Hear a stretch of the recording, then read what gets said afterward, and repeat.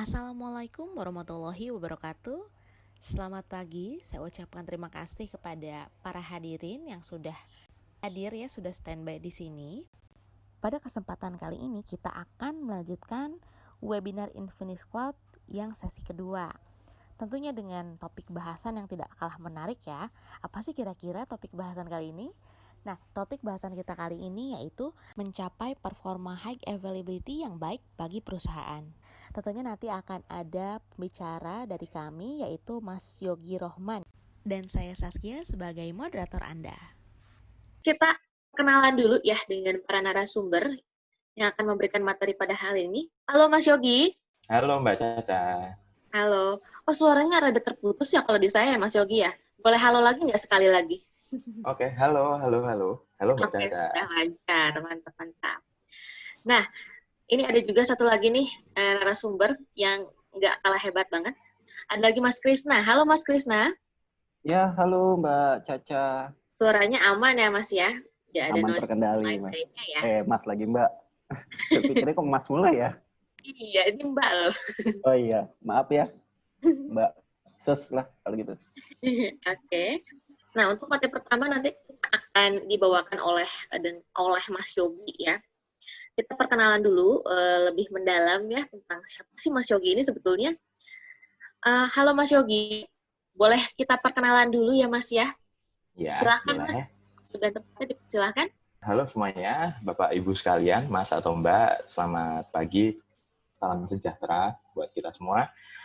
Perkenalkan, saya Yogi Rohman Ferry Yulianto, biasa dipanggil Yogi.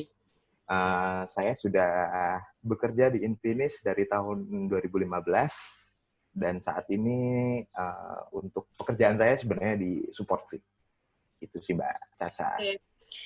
Ini udah lumayan lama juga ya Mas ya pengalamannya berarti di Infinix. Start from 2015 ya sampai dengan sekarang 4 tahun berarti.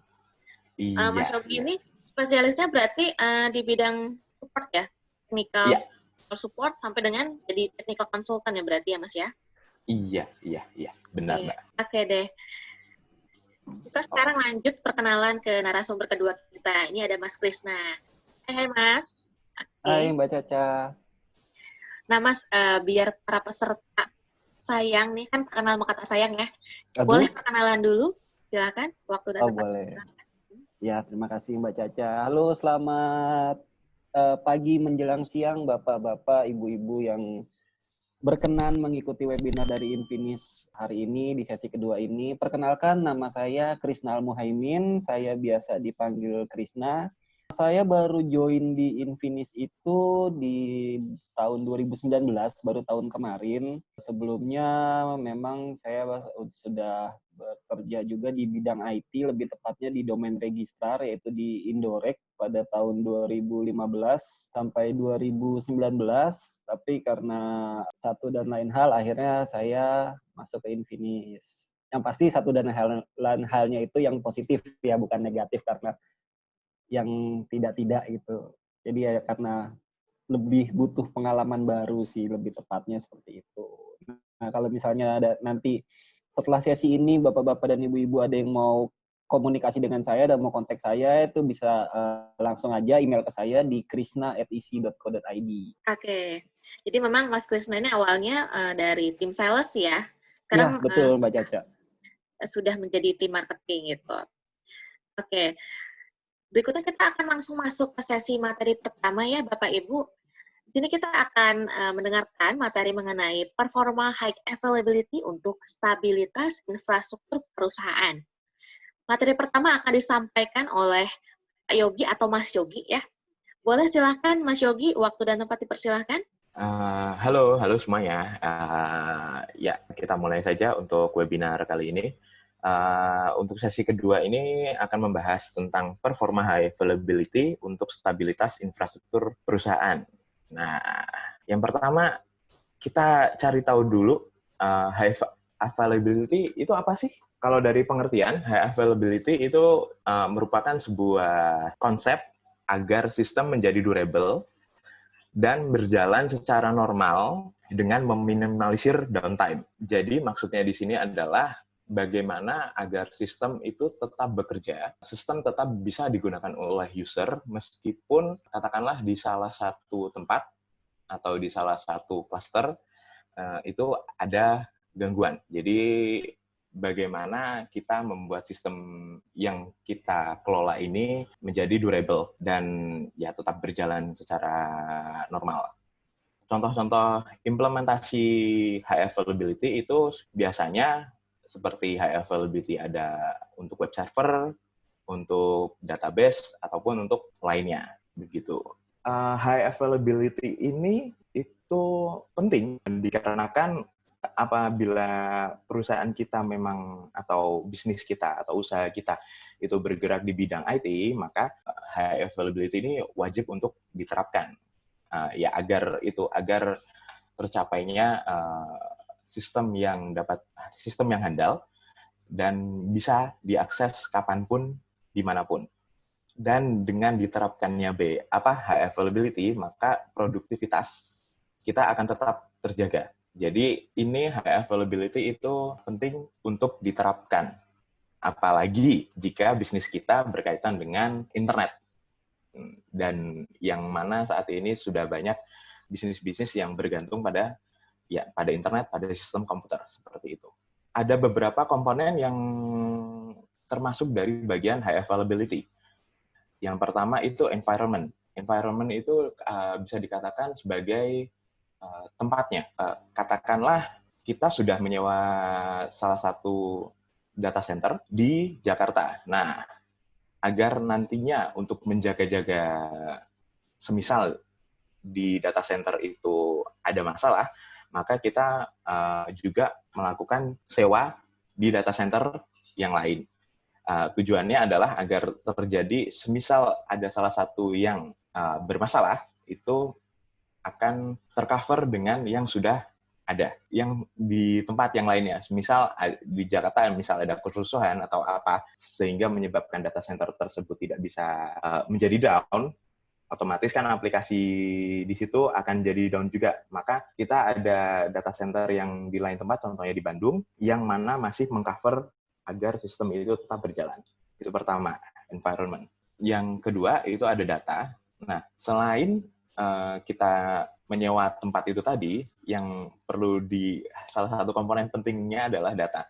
Karena jika datanya antara kedua ini tidak sinkron, maka nantinya proses untuk high availability akan fail karena ya ada perbedaan data. Jadi perlu digarisbawahi masalah data ini agar gimana caranya sinkronisasi antar web server atau seperti apa, itu yang penting.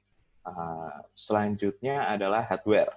Hardware ini merupakan komponen karena dari satu sisi hardware itu apakah mendukung atau tidak untuk misalnya dilakukan high availability. Kemudian software, dari sisi software juga iya. Jadi dari sisi software ini katakanlah sebagai service-nya, apakah service yang digunakan nantinya itu apakah bisa untuk ditempatkan di beberapa tempat yang berbeda atau tidak.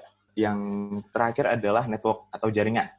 Nah, jaringan tadi akan digunakan untuk sinkronisasi antar data center, sinkronisasi data. Oleh karena itu, jaringan berperan penting, dikarenakan apabila nantinya jaringan antar data center tersebut down, maka akan berimbas ke data yang direplikasi itu tadi. Data yang direplikasi atau data yang di-sync.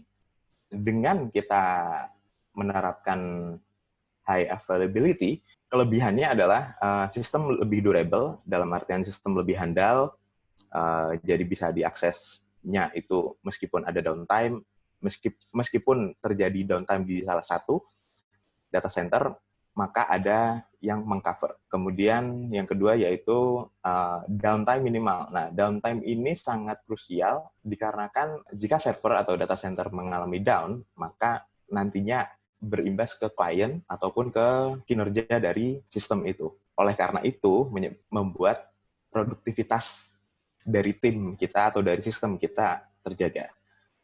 Dan kekurangannya yang amat menonjol tadi, yang karena kita menyewa lebih dari satu data center nantinya, maka akan ada biaya tambahan. Biayanya itu bisa mencakupi entah itu hardware ataupun software-nya, dan juga mungkin nantinya bisa untuk jaringannya. Jadi di situ biayanya akan lebih tinggi daripada kita hanya menempatkan sistem kita pada satu site saja atau satu data center saja. Nah, ini adalah contoh topologi dari high availability. Ini saya contohkan adalah kita ada data center, sewa data center atau memiliki, ya mungkin punya server sendiri, ada di Jakarta dan ada di Bandung. Masing-masing dari data center ini akan melakukan replikasi data, entah itu melalui opsi-opsinya adalah bisa melalui internet ataupun melalui jalur VPN, Virtual Private Network, antar data center tersebut. Selain itu juga mungkin nantinya akan replikasi data seperti data website atau data dari database-nya akan sinkronisasi dari satu data center ke data center yang lain. Untuk high availability itu diimplementasikan, maka kita membutuhkan yang namanya load balancer, karena load balancer itu nantinya yang akan membagi traffic atau kunjungan dari klien-klien tersebut. Nah, ini ada beberapa juga yang bingung, apa sih bedanya antara high availability sama redundancy? Jika redundancy itu lebih ke hardware-nya saja sih. Jadi, semisal kita memiliki suatu perangkat CCTV. Nah, CCTV di titik A ini katakanlah rusak. Nah, kita berarti harus punya spare untuk penggantiannya. Itu lebih ke redundansinya. Terus kalau high availability ini tidak. Jadi kalau ibaratkan katalah yang tadi CCTV itu tadi, berarti CCTV di situ ada dua. Jika ada satu kamera yang rusak atau apa, jadi ada satu kamera lagi yang masih standby untuk menjalankan fungsinya. Dan high availability itu bukan cuma bergantung pada hardware, tapi juga bergantung pada software. Kebanyakan melibatkan software untuk penerapannya. Oke, sudah bisa dilanjut dengan pertanyaan. Jika Bapak Ibu ada yang ingin bertanya. Oke, untuk materinya sudah disampaikan ya Mas Yogi. Nah, kepada Bapak Ibu yang mau bertanya atau misalnya ada yang kurang jelas tadi skip gitu, boleh ditanyakan kami ya. Mau tanya Bu, boleh Bu? Silakan, boleh Pak. Selamat pagi Mas Yogi dan semuanya. Pagi. Ya, selamat pagi Ya. Pak. Saya dari Otsuka yang suka telepon-teleponan tapi jarang nggak berburu-buru ketemu kita ya Mas ya. Iya Pak, benar Pak. Ya, ya mungkin nanti harus ketemu lah ya, apakah kita via video conference atau kita ketemu langsung gitu ya. Sudah lama saya juga nggak tahu Mas Yogi kayak gimana sih orangnya gitu ya. Tapi Iya, supportnya luar biasa, bagus lah. Kemarin kita di Pokari Square Virtual Run dan lain sebagainya juga sukses ya Mas. Gitu ya. Iya, alhamdulillah Pak. Ya gini Mas Yogi, jadi memang saat ini beberapa kami yang untuk server atau website untuk konsumsi publik memang kami banyak posting di Infinis itu ya, itu server Pokari Square, server website kami yang I.O, kemudian Sojo dan sebagainya gitu ya.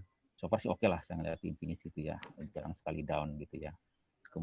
Tetapi beberapa server yang memang untuk konsumsi internal kami itu simpan di internal Mas, on premise gitu ya, karena saya masih agak afraid dengan confidentiality datanya begitu.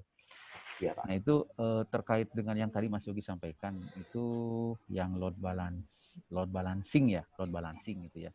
Tadi kan ada gambar tuh Mas, ada gambar tuh yang lewat internet bagi dua, ada load balancing gitu kan. Iya Pak. Kemudian replikasi database, baik itu lewat VPN ataupun langsung lewat internet begitu ya. Itu misalkan untuk database saja gitu ya. Mas Yogi bisa ngasih masukan nggak, misalkan kalau untuk SQL server biasanya kita harus pakai apa untuk load balance untuk replikasinya begitu. Kemudian kalau di B2 seperti apa gitu ya. Karena dua jenis database ini yang kami pakai gitu sekarang di Otsuka gitu ya, seperti itu. Itu ataukah kita pakai main replikasi VM aja gitu Mas, atau seperti apa gitu ya, karena kan memang kebanyakan juga server kami sudah VM semuanya, virtual mesin semua gitu. Itu sih Mas Yogi, mohon mungkin dapat diberi pencerahan Mas. Pak Slamet tadi untuk itunya di SQL sama di DB2 ya Pak, DB2. Iya, betul. Oke. Untuk yang biasanya diterapkan dalam kasus ini ya Pak ya, untuk database itu sendiri, replikasinya biasanya menggunakan bisa antar VM Pak. Nantinya di SQL server tersebut diinstalkan untuk replikatornya. Karena SQL server pun sebenarnya ada replikasinya. Kalau yang saya tahu itu contohnya aja MySQL atau MariaDB itu kan ada Galera cluster. Nah, bisa dibuat seperti itu Pak. Itu untuk replikasi database. Jadi nantinya di tiap VM itu diinstal untuk service database-nya, lalu dilakukan konfigurasi agar antara di site 1 dan site 2 itu bisa terreplikasi seperti itu Pak. Kalau Jadi, yang di Bitu, kalau yang di Bitu ini saya kurang mengerti sih Pak, karena jarang sih Pak saya nyentuh ini. Nanti kalau saya coba tadi tahu dulu, nanti kalau udah ketemu saya sampaikan ke Pak Slamet. Ya. Gitu, Baik Pak. Mas, terima kasih Mas. Sebetulnya kenapa saya tanya demikian? Jadi begini Mas, sebetulnya kalau untuk bicara replikasi VM, kami itu kan ada beberapa menggunakan SRM gitu ya. Iya. Ini pakai VMware gitu ya. Jadi kami pakai SRM, kemudian pernah juga kami testing menggunakan Vim gitu ya untuk replikasi. Tapi gini Mas, kalau yang direplikasinya itu misalkan pakai SRM gitu ya, Set Recovery Management gitu ya, yang punya VMware. Kalau kami pakai itu, jadi pada saat si VM1 gitu ya direplikasikan ke site DRC gitu. Nah, pada saat direplikasi itu otomatis akan terbentuk, akan akan di snapshot dulu Mas gitu, di snapshot, kemudian replikasi jalan gitu ya. Gitu. Nah, kalau misalkan datanya besar, anggaplah misalkan tahu-tahu hari ini tuh ada perubahan data, misalkan 30 giga, itu kan lama banget tuh Mas selesainya. Iya Pak, benar Dan Pak. bandwidth ya di Indonesia tuh bandwidth masih cukup costly lah gitu ya. Gitu. Iya Pak, benar Pak. Iya. Jadi kita nggak bisa punya bandwidth 1 giga gitu. 1 giga saya harus bayar berapa ratus juta itu sebulan gitu ya. Seperti itu. Nah itu misalkan saya replikasi itu misalkan mulai dari jam 12 malam sampai dengan selesai gitu ya. Kalau SRM itu seperti itu. Nah kemudian ternyata replikasi itu misalkan sampai jam 10 malam, jadi udah seharian penuh, ketemu lagi jam 10 malam, nabrak dengan jadwal backup tuh Mas. Gitu. Nabrak dengan jadwal backup. Nah, karena snapshot-nya itu sedang dipakai untuk replikasi, maka backup itu fail, Mas. Nggak bisa dijalankan. Karena Pak. Lagi di snapshot-nya lagi dipegang sama SRM gitu. Nah, itu yang gitu-gitu gimana ya? Tetap memang benar harus dikorbanin salah satu ya? Artinya replikasi selesai, baru nanti backup bisa jalan lagi. Gitu. Atau backupnya replikasikan aja, atau gimana gitu? Saya masih agak praktisnya gimana sih gitu? Oh, oke Pak. Kalau seperti itu sebenarnya nantinya akan berjatuh ke bagaimana kita mengimplementasikan cara untuk buat pertama ya Pak ya, berarti ya Pak ya. Karena kan pertamanya itu kan di snapshot dulu, terus snapshotnya baru kita lempar ke tujuan kita, data center tujuan kita. Tapi kalau melalui internet itu akan costly banyak, dan costly-nya itu di waktu ya Pak ya Pak. Karena bandwidth-nya tadi ya. Untuk itu mungkin solusinya adalah ketika untuk pertama kali pembuatannya itu melalui offline Pak. Semisal katakanlah jadi VM tersebut sudah diambil dulu snapshot-nya, terus diletakkan di hard disk eksternal, nanti hard disk eksternalnya itu dikirimkan ke data center untuk copy data secara manual, langsung colok ke disknya. Seperti itu. Jika memang nantinya akan isu di bandwidth, takutnya akan sudah ngirim data snapshot, terus nantinya ada backup lagi, belum juga nanti dipakai daily activity, nanti mungkin opsinya bisa seperti itu, Pak. Jadi manual, tidak melalui internet dulu untuk setup awalnya. Karena nantinya jika untuk yang dimaksud HA ini tadi hanya sync data-data yang kecil. Dalam artian kecil itu hanya yang belum di sync saja. Jadi disamakan nantinya seperti itu, Pak. Oke, Mas. Oke. Ya, baik Mas. Memang ini saya sedikit lagi begini, mohon maaf agak panjang. Memang ya concern kami itu memang kalau kita replikasi VM-nya kan segelondongan gitu ya Mas, segelondongan. Cuma memang pas ada isu, kemudian kita upkan di DRSat itu challenge-nya adalah masalah IP, Mas. IP-nya kan berbeda tuh, gitu kan. Pasti berbeda subnet lah. Itu challenge-nya di situ sih.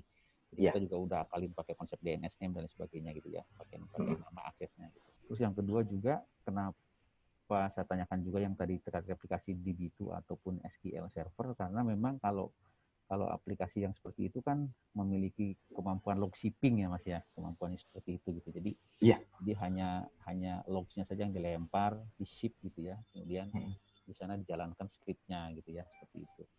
Nah, itu mungkin memang jauh lebih kecil Mas gitu. Cuma ya memang kami belum nyoba sih yang pakai log shipping gitu, kami belum nyoba sih. Khawatirnya kami itu memang ada data yang nggak ngikut gitu loh Mas, gitu aja sih Mas.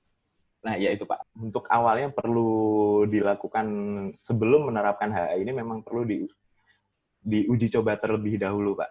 Begitu. Karena kalau misalnya tiba-tiba langsung production, langsung gitu diterapkan HA tanpa uji coba dulu, takutnya nanti malah membuat sistem itu makin down, terus akhirnya terganggu aktivitas yang sebagaimana mestinya dilakukan.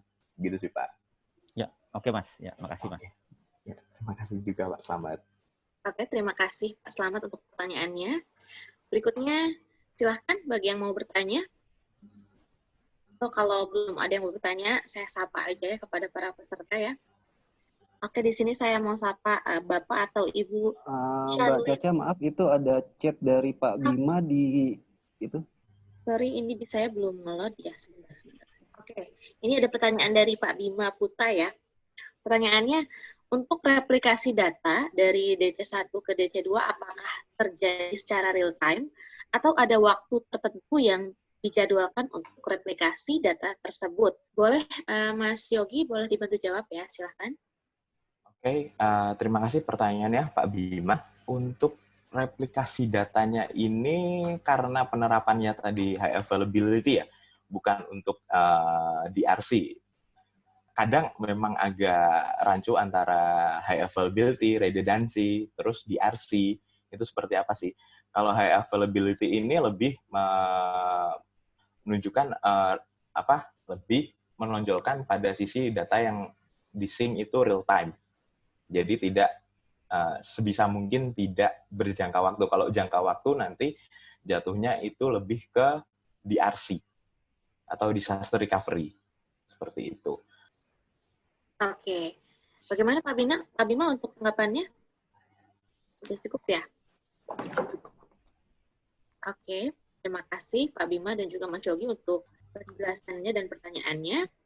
Next, ini kita belum ada yang bertanya lagi ya. Ini saya sapa untuk para peserta dulu aja. Halo Bapak atau Ibu Charlene. Halo Pak atau Ibu Charlene di sini.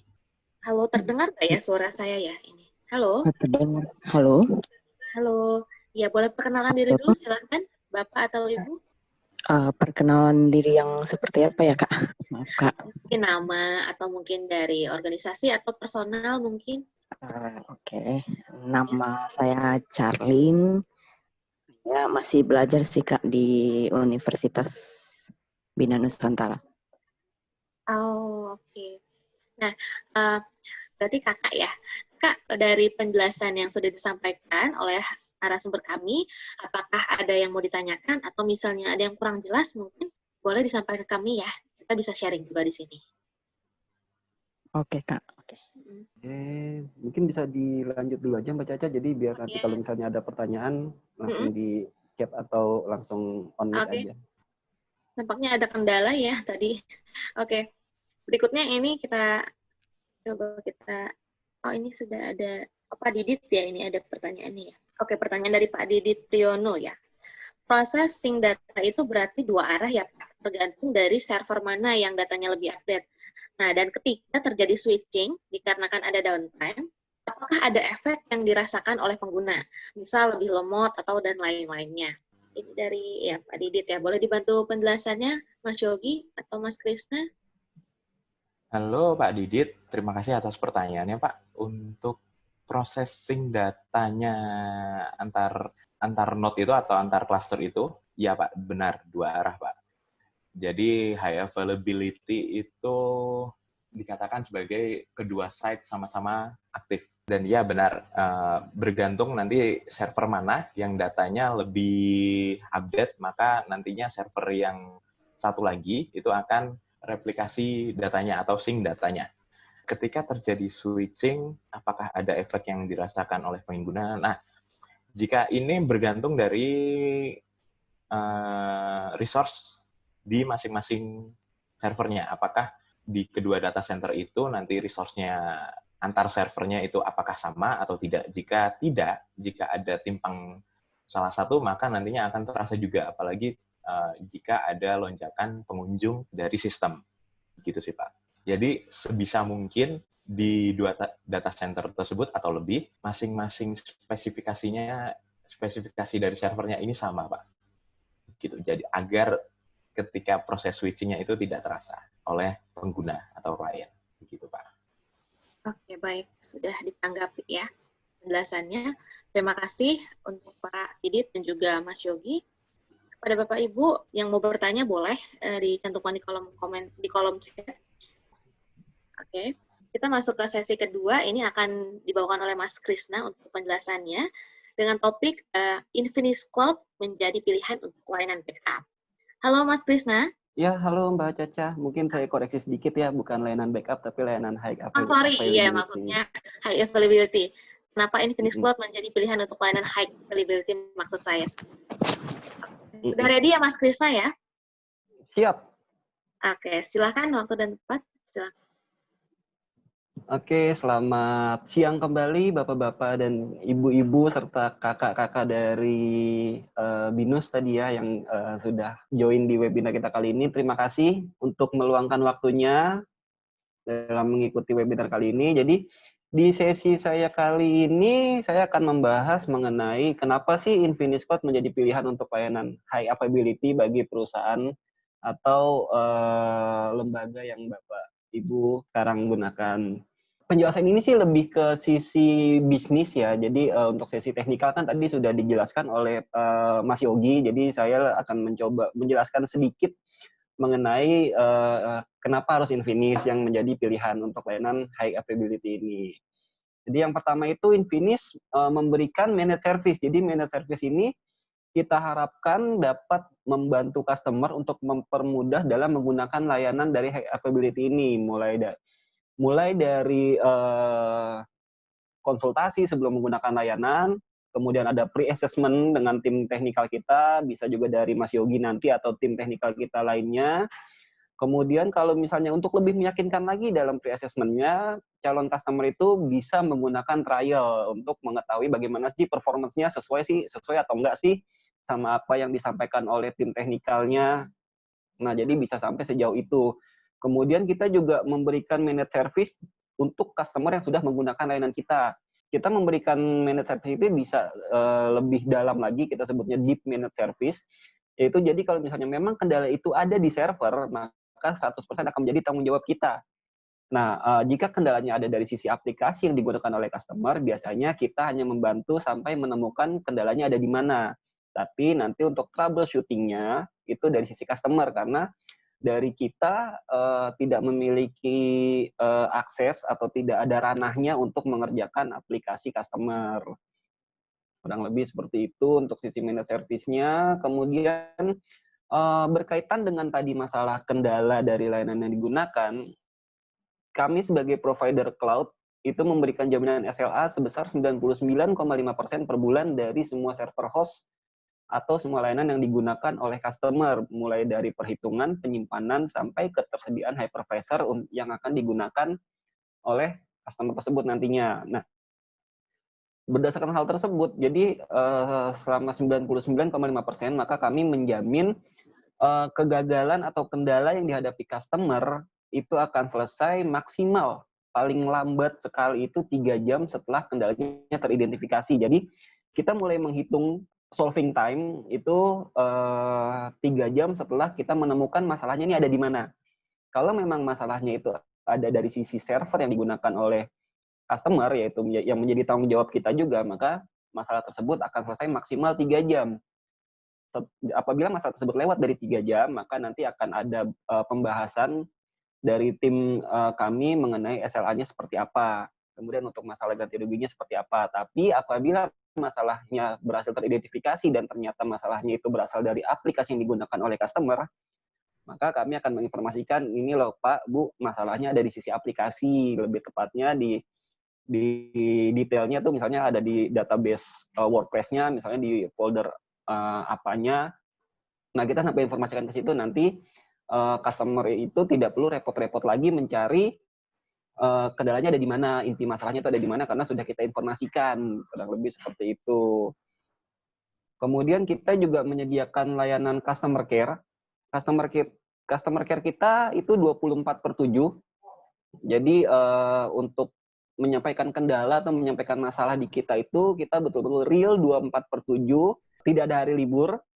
Karena tadi sudah diinformasikan oleh Mas Yogi, kalau di profiling tadi kan Mas Yogi sebagai lead dari tim support, jadi kita berusaha untuk fast respon, itu untuk menyampaikan kendalanya bisa melalui email ke customercare@ec.co.id, atau untuk lebih cepat lagi eskalasinya, mungkin bisa langsung menghubungi sales yang sudah berkomunikasi dengan customer sebelumnya.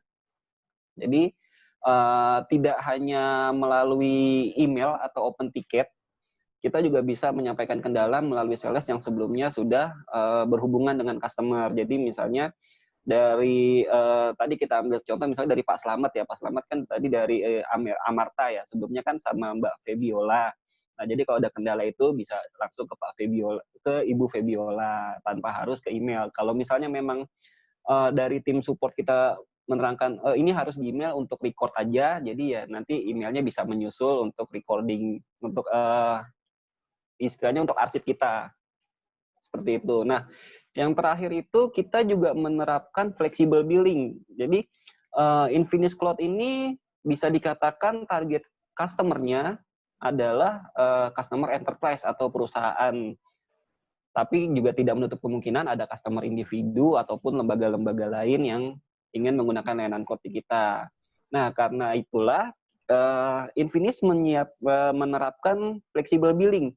Apa sih maksudnya flexible billing ini? Jadi untuk flexible billing ini yang pertama, customer bisa menentukan termin pembayarannya, mau 1 bulan, per 2 bulan, per 3 bulan, per 6 bulan, atau per tahun. Itu customer sendiri yang menentukan.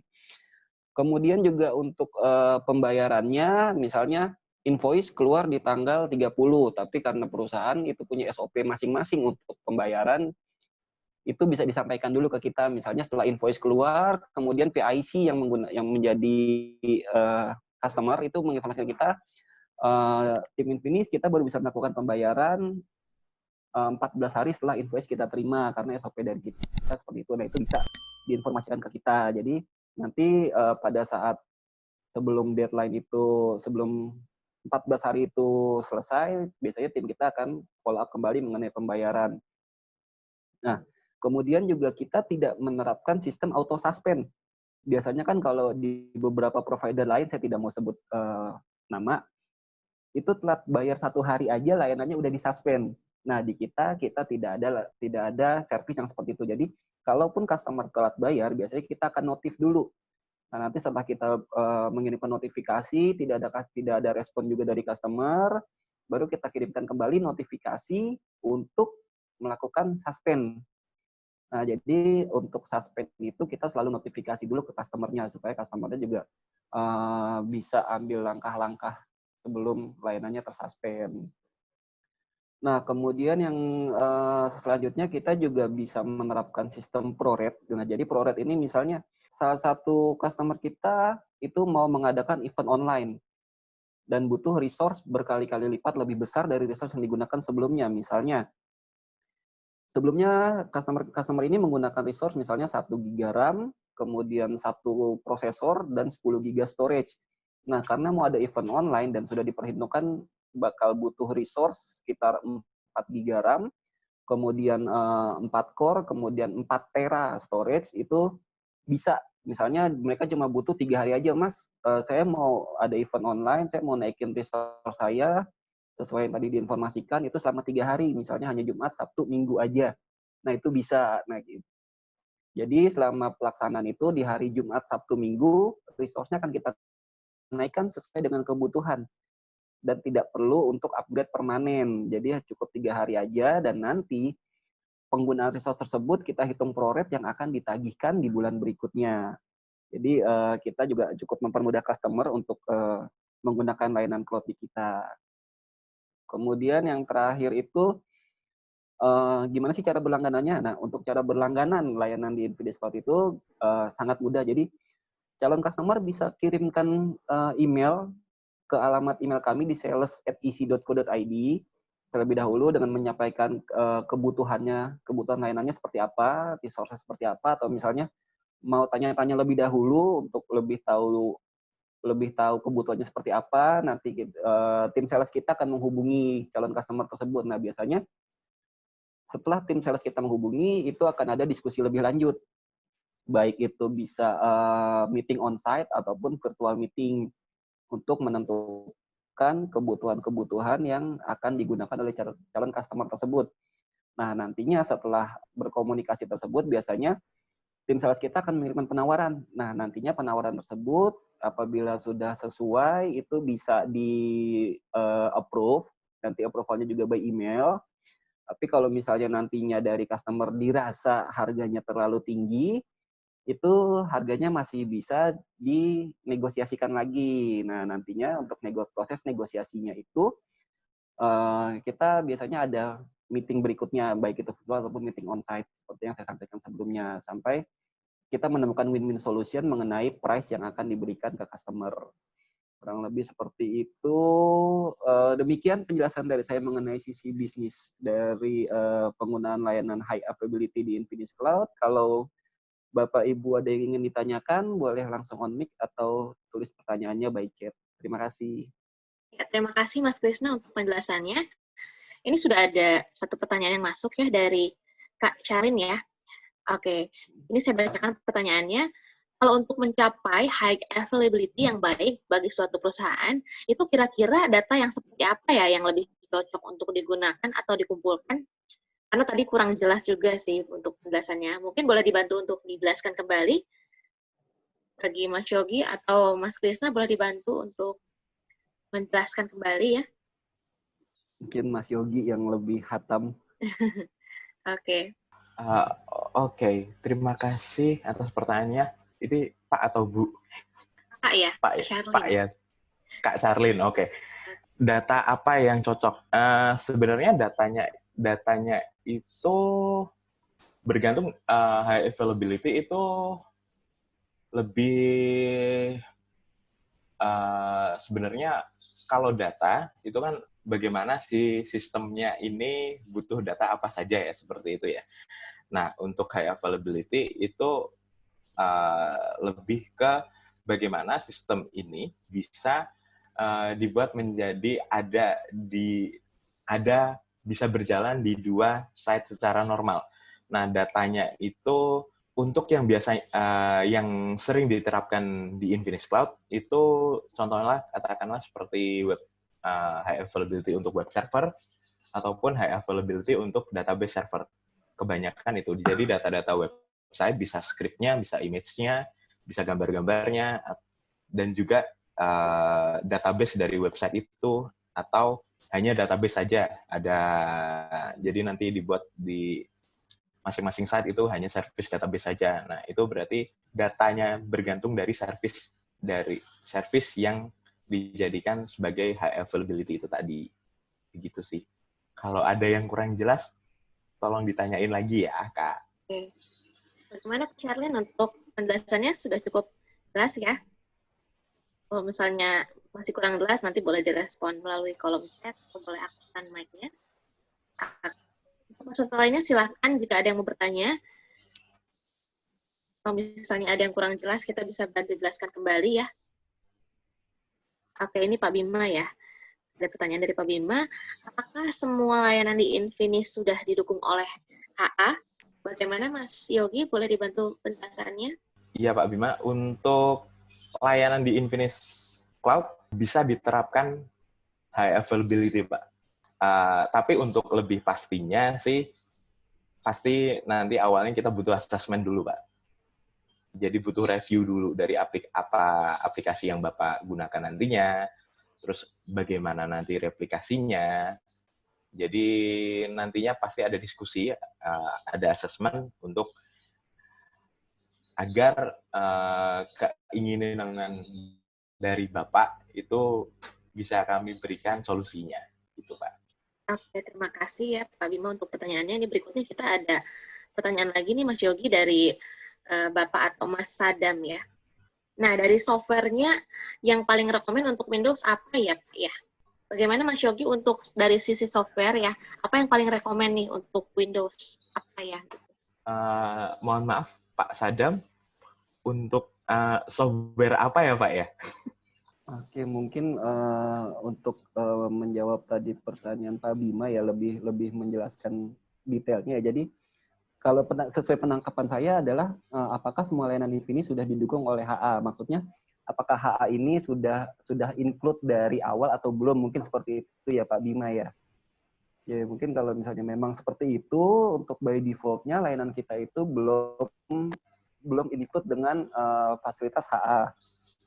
Jadi HA ini merupakan services terpisah dari layanan yang digunakan sebelumnya. Tapi by default kita sudah menyiapkan daily backup. Nah, karena jatuhnya daily backup dan biasanya itu user kalau misalnya kontennya website dan websitenya itu aktif kan berarti dia akan terus update.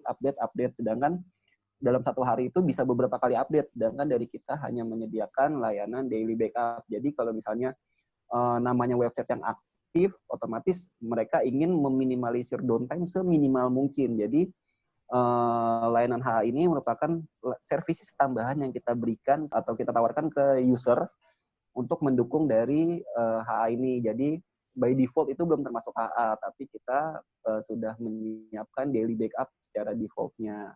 Kurang lebih seperti itu sih Pak Bima. Jadi melanjutkan tadi statement Pak Yogi, kalau misalnya memang mau ada HA, ya kita ada assessment lebih lanjut lagi nantinya. Ya, oke Pak Krisna. Ya itu sebenarnya sih maksud saya seperti itu sih. Terima kasih udah dibantu jawab. Berarti intinya kan memang belum default. Jadi nanti sesuai dengan info dari Pak Yogi, memang harus ada assessment dulu yang ingin dijalankan untuk HA ini seperti apa, aplikasinya sebesar apa gitu kan, supaya nanti dari Infinis menyiapkan agar HA ini bisa jalan dari layanan yang sudah ada misalnya sesuai dengan requirement yang diinginkan sama pelanggan misalnya. Otomatis harganya pun nanti menyusul setelah proses assessment tadi kan. Iya, betul sekali Pak Bima. Kalau gitu. Kalau yang untuk masalah suspend tadi kan, kalau yang suspend itu kan memang nggak langsung suspend. Memang setiap provider punya kebijakan masing-masing. Yang kalau misalnya yang di Infinity itu, yang saya tahu memang setelah tidak ada pembayaran sesuai jadwal, itu nanti akan diinfokan lagi, notif by email. Kemudian nanti jika mau tahunya itu kira-kira H+ berapa ketika layanan itu sudah bakal disuspend setelah tidak ada pembayaran. Misal jatuh tempo tanggal 30 di akhir bulan. H+7 kah atau H+3? Nah, biasanya mengenai suspend itu kita balik lagi tadi ke yang saya sampaikan di awal. Kalau misalnya kita kan pembayaran ikut dari SOP user ya Pak ya, SOP customer, dan misalnya customer itu baru bisa bayar setelah 14 hari setelah invoice diterima. Nah, itu biasanya setelah 14 hari sesuai dengan komitmen di awal, kita akan informasikan misalnya ya udah kita kasih apa ya kita sebutnya ya, kita kasih tenggang waktu lagi, itu biasanya sampai dengan 7 hari sih Pak. Oh, baik. Kurang lebih seperti itu. Nah, nanti setelah 7 hari, jika tidak ada notifikasi, maka kita akan kirimkan email untuk pemberitahuan layanannya akan tersuspend. Baik. Terima kasih Pak Krisna. Sama-sama Pak Bima. Terima kasih untuk penjelasannya Mas Krisna, Mas Yogi, dan juga Pak Bima ya untuk pertanyaannya. Oke, ini sudah ada konfirmasi dari Mas Sadam ya. Jadi kan pertanyaannya itu, dari softwarenya yang paling rekomend untuk Windows apa ya gitu kan. Nah ini maksudnya tuh software untuk database Mas, seperti itu gitu. Kira-kira yang bisa direkomendasikan apa ya Mas ya? Boleh dibantu jawab Mas Yogi atau Mas Krisna? Software ya. Mas Yogi, monggo untuk softwarenya. Untuk software database-nya itu biasa, menurut pengalaman kami itu ada SQL Replicator Atau Windows juga bisa menggunakan tadi MariaDB, Galera untuk replikasi database. Itu ya berarti rekomendasinya ya. Sudah clear ya Mas Adam ya. Terima kasih untuk pertanyaannya. Oke, ini ada respon dari Kak Sharlin ya. Oke. Sudah cukup jelas ya untuk pertanyaannya. Nah, mungkin untuk penggunaan Infinix Cloud ini lebih fokusnya kemana? Penggunaan Infinix Cloud, fokus penggunaannya atau gimana nih? Fokus penggunaan di bidang apa maksudnya gitu Kak? Bagaimana Kak? Oke, mungkin saya coba bantu jawab ya nanti Pak Yogi kalau misalnya ada yang salah atau kurang tolong dikoreksi aja. Boleh, Jadi silakan, untuk Mas Kristen. penggunaan Infinix Cloud ini kita sejujurnya di awal itu kita memang provider cloud yang menyediakan layanan infrastruktur as a service. Jadi kita menyediakan infrastruktur kosong, kita menyediakan satu spesifikasi kosong sesuai kebutuhan customer. Nah, nanti customer mau menggunakan itu sebagai apa, kita bebaskan ke customer. Jadi kita menyiapkan server kosongnya aja. Jadi istilahnya kita menyediakan lahan kosongnya, nanti customer mau membangun lahan itu dengan rumah seperti apa, kita kembalikan lagi ke customer maunya seperti apa juga. Selama itu tidak melanggar dari peraturan-peraturan yang berlaku, maka kita persilakan customer untuk mendeploy si cloud-nya ini menjadi seperti apa. Jadi basisnya itu memang infrastruktur as a service aja sih Kak Charlene. Itu ya Kak Sharlin ya. Sudah jelas mungkin Kak Sharlin untuk penjelasannya. Oke. Terima kasih Mas Krisna untuk penjelasannya. Ini dari para peserta, Bapak Ibu para peserta, mungkin sudah tidak ada lagi yang bertanya sepertinya ya. Oke, ini ada lagi ya, Didit yang masuk pertanyaannya. Nah, jadi HA ini cukup menguras resource dari server itu sendiri ya Pak ya. Makanya membutuhkan spek yang lebih tinggi daripada yang non-HA. Bagaimana Mas Yogi untuk penjelasannya? Boleh dibantu? Untuk menguras resource servernya harusnya tidak begitu, Pak. Pastinya nanti ada proses di dalam servernya itu sendiri untuk replikasi datanya, tapi tidak cukup menguras resource dari server, Pak. Speknya yang tadi yang tadi nyambung dengan pertanyaan Pak Didit, efek tadi ya Pak ya. Itu efek apabila switching dari jika misalnya di salah satu data center ada yang kendala atau mati. Apakah itu? Sebenarnya untuk yang resource-nya tadi yang saya maksudkan itu lebih ke resource antara site atau di data center 1 dengan data center 2 itu berbeda atau tidak. Misal katakanlah di data center 1 itu RAM-nya 4, di data center 2 itu RAM-nya cuma 2 GB. Pastinya itu akan berbeda rasanya dari sisi user ketika switching dari site 1 ke site 2. Begitu, Pak. Atau masih ada yang bingung, Pak? Enggak sih, kalau saya ya pemikiran awam saya kan kalau yang pakai HA itu kan pasti lebih banyak yang diurusin, terutama yang sinkronisasi itu Pak.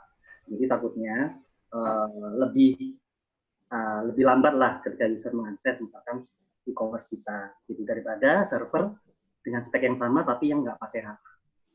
Itu aja sih Pak. Gitu. Jadi saya pengen tahu seberapa ngaruhnya sih HA ini. Kalau nggak terlalu besar signifikan, harusnya sih ya oke kalau masalah high availability. Takutnya maksudnya dengan pakai HA ini kita harus beli spek yang jauh lebih tinggi untuk mendapatkan performance yang sama dengan server yang nggak pakai HA. Begini Pak, kalau HA itu lebih, katakanlah untuk Bapak tadi e-commerce ya Pak ya, nantinya digunakan itu untuk di dua site itu akan sama-sama aktif Pak. Yeah. Jadi akan harusnya dari sisi experience usernya itu akan sama saja sih Pak. Tidak berasa lambat karena dua-duanya aktif ya Pak. Kecuali kalau Bapak maunya aktif pasif, yang di site 1 sebagai aktif, yang di site 2 sebagai pasif. Nah, mungkin kalau ada perbedaan resource antara dua site ini, maka akan berasa di sisi customer-nya. Tapi kalau misalnya yang aktif-aktif tadi itu, harusnya si customer tidak merasakan, oh ini lagi down nih, tidak merasakan seperti itu, Pak. Karena dua-duanya kan aktif. Jadi dua-duanya siap untuk melayani, kecuali yang aktif pasif itu tadi. Aktif pasif berarti nanti ketika yang si aktifnya ada masalah, berarti baru nanti di backup ke pasif. Semua traffic akan dialihkan ke pasifnya, seperti itu, Pak. Iya. Karena kita sekarang juga sering ngalamin, Pak. Karena kan server kita sendiri kan on-premises kan. Di salah satu gedung Jakarta. Jadi kalau di gedung itu ISP-nya mati, udah server kita udah nggak bisa connect, nggak bisa diakses. Gitu. Kalau sering kejadian gitu. Padahal dari server sendiri, dari kita nggak pernah ada problem. Oke. Iya. Ya, itu masuknya ke penerapan high availability tadi, Pak. High availability itu bisa diterapkan untuk web server, database server, ataupun ke jaringan pun bisa di high availability, Pak. Jadi, entah, contohnya seperti Infinis, untuk kita upstream-nya itu menggunakan 2 ISP, Pak. Jadi, jika satu ISP mengalami kendala, maka akan switching ke ISP satunya lagi, ISP backup-nya, seperti itu, Pak. Itu auto ya, Pak, ya? Udah di-handle sama Infinity? Iya, auto, Pak. Oke sih, Pak. Udah clear, Pak. Baik, Pak Didit. Terima kasih, Pak. Terima kasih juga, Pak Didit. Sudah clear ya, Pak Didit, untuk jawabannya. Oke, ini kita lihat sudah tidak ada lagi pertanyaan mungkin ya dari para peserta. Jika memang sudah tidak ada pertanyaan dari para peserta, kita sudah ada di ujung acara ya. Kita akan closing. Saya ucapkan terima kasih sebelumnya kepada para peserta yang sudah aktif maupun menanggapi sesi webinar kali ini. Kemudian nanti untuk para peserta yang terpilih ada 5 orang. Nanti akan dikirimkan berupa voucher OVO maupun GoPay. Nanti akan kita hubungi melalui email ya, email dari tim marketing kami. Kemudian jika Bapak ataupun Ibu ada yang mau konsultasi ataupun menanyakan cara berlangganan dan lain-lainnya, itu bisa sekali untuk kontak kami melalui email ke info@isi.co.id, atau kalau misalnya mau melalui sosmed juga boleh ya. Nanti bisa kontak kami di @infiniscloud, kita tersedia di sosmed, Twitter, Facebook, LinkedIn, dan ada juga channel YouTube-nya. Boleh nanti dilihat juga ya. Kemudian dari para narasumber, silahkan jika ada yang mau disampaikan, boleh kepada Mas Krisna ataupun Mas Yogi. Oke, Mbak Caca, terima kasih. Mungkin bisa dibilang closing statement aja kali ya. Silahkan. Jadi, dari penjelasan tadi sebetulnya dari kita hanya menginformasikan mengenai kebutuhan atau services dari high availability tersebut. Jadi apabila nanti customer yang membutuhkan layanan high availability, itu bisa menghubungi kita, atau misalnya tidak menutup di high availability aja, misalnya dibutuh cloud server, misalnya butuh backup, butuh apa, itu bisa tanya di kita. Kemudian karena tadi saya sampaikan bisa menggunakan trial. Nah, selama proses trial tersebut, customer itu boleh menggunakan juga trial dari provider lain untuk komparasi, untuk perbandingan. Jadi kita berani melakukan tersebut karena kita yakin bahwa layanan kita adalah layanan yang terbaik jika dibandingkan dengan provider lain. Jadi ya jika nanti ada pertanyaan atau info lebih lanjut, itu bisa langsung kontak ke kita tadi ke alamat email yang disampaikan oleh Mbak Caca, itu ke info@isi.co.id, atau melalui sosial media kita, Facebook fanpage, Twitter, ataupun Instagram dengan username @infiniscloud. Kemudian menjawab pertanyaan Kak Charlene juga, mungkin boleh minta channel YouTube-nya, Kak. Nah, channel YouTube kita itu ada di Infinis Cloud juga.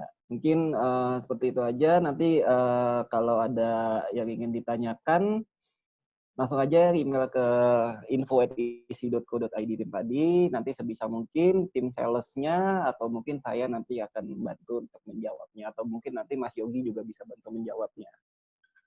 Dari saya itu aja. Saya Krisna undur diri. Terima kasih atas waktunya. Oke, terima kasih. Mas Krisna untuk statementnya. Oke, sedikit menambahkan ya, ini bagi para peserta yang sekiranya mau mendengarkan lebih lanjut mengenai produk atau layanan kami, bisa juga di-search di podcast di Spotify, nanti bisa di-search dengan nama Infinix Cloud ya, nanti akan ada podcast-podcast dari kami tentunya. Kemudian, halo Mas Yogi. Oke, masih ada ya. Oke, silakan untuk statement para peserta boleh disampaikan. Saya bingung. Pegangan Mas Yogi. Saya nggak bisa. Saya jarang nutup. Saya seringnya ditutup. Oke. Ya, terima kasih atas waktu dan perhatiannya dari Bapak, Ibu, dan kakak-kakak sekalian.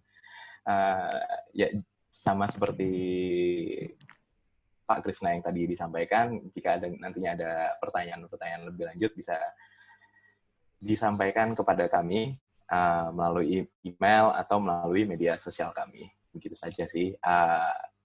Saya mohon maaf apabila ada kata-kata keliru atau ada yang menyinggung atau lainnya.